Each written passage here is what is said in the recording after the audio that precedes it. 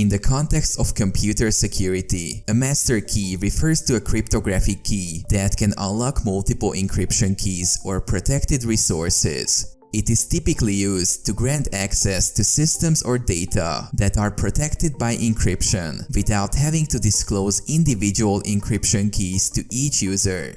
The concept of a master key is based on the use of symmetric key cryptography, where a single key is used for both encryption and decryption.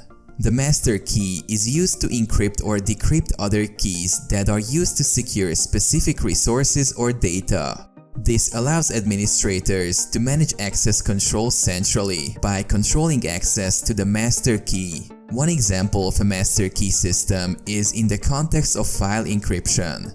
A single master key can be used to encrypt all files on a system, and individual encryption keys can be created for each user that can access the files. Each user's key is encrypted with the master key, and only users with the correct credentials can obtain the decrypted key and access the files.